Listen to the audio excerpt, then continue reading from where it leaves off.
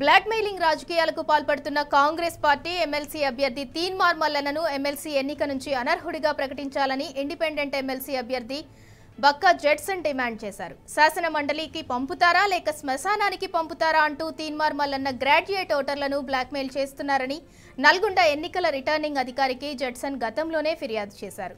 అయితే తన ఫిర్యాదుపై చర్యలు తీసుకోకుంటే కలెక్టర్ ఆఫీస్ ముందే దీక్షకు కూర్చుంటారని హెచ్చరించారు జెట్సన్.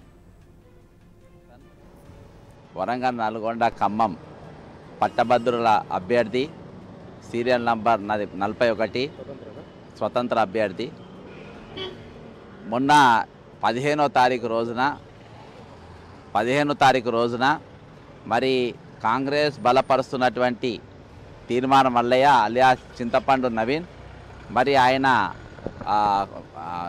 ఉమ్మడి నల్గొండ జిల్లా తుంగతుర్తి తిరుమలగిరిలో మరి ఇక్కడ బాజాప్తా బ్లాక్మెయిల్ చేసుకుంటా ఆయన శాసన మండలికి పంపుతారో శ్మశానానికి పంపుతారో అని బాజాప్తా ఈయన ఈ రోజున 4,61,000 మంది ఓటర్లను పట్టభద్రుల ఓటర్లను బ్లాక్మెయిల్ చేసిండు. అయితే ఆయన పేరుకు తగ్గట్టుగా బ్లాక్మెయిలర్ అనే పేరు ఏదైతే అంటుండో ఆ బ్లాక్మెయిలర్ పేరుకు తగ్గట్టుగా ఈరోజు బాజాప్తా బ్లాక్మెయిల్ చేసిండు.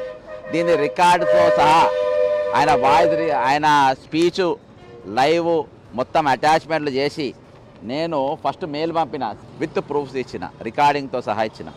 అంతేకాకుండా ఖమ్మంలో ఏఆర్ఓ గారికి కూడా నేను అక్కడ నిరసన తెలిపిన 17వ తారీఖు.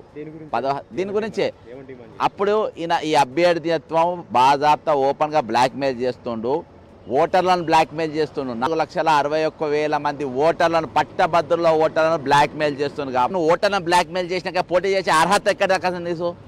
నేను చెప్పింది ఏంటంటే ఈయనను పోటీ నుండి తప్పించాలి అని చెప్పిన.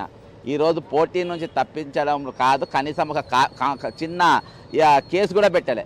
సేమ్ ఇదే ఇష్యూ మన హుజురాబాదు ఎమ్మెల్యే కౌశిక్ రెడ్డి చేసేటప్పుడు 4-5 సెక్షన్లు ఆయన మీద పెట్టేసిండ్రు. ఇప్పటి కేసులు నడుస్తున్నాయి. మరి ఈయనకెందుకు మినాయింపు? అక్కడొక చట్టం ఇక్కడొక చట్టమా అని అంటే అది ఈ విధంగా వాళ్ళు వ్యవహరిస్తూ ఉన్నారు. అధికార పార్టీ అధికారులు ఏ విధంగా వాడుకుంటున్నారు. కాబట్టి నేను ఈరోజు నా కేసు ఏమైంది, కంప్లైంట్ ఏమైంది చెప్పి అడగనీకి అని చెప్పేసి నేను ఈరోజు ఇక్కడికి వచ్చిన. మొన్ననే నేను ఖమ్మంలో చెప్పిన, నిన్న కూడా వరంగల్ చెప్పిన. ఈయన పైన యాక్షన్ తీసుకోకుంటే ఈరోజు ఎన్నికలు ఎందుకంటే బాజాప్తా అయినా ప్రకటిస్తే అయిపోతుంది. కాబట్టి నేను ఇక్కడనే నేను దీక్ష కూర్చుంటే ఇప్పుడు నేను లోపలికి పోయి కేసు ఏమైందని చెప్పి నేను వాళ్ళని అడుగుతా. ఒకవేళ కంప్లైంట్ మీద చర్య తీసుకుంటే మాత్రం నేను బాజాప్తా ఇక్కడ దీక్ష కూర్చుంటా.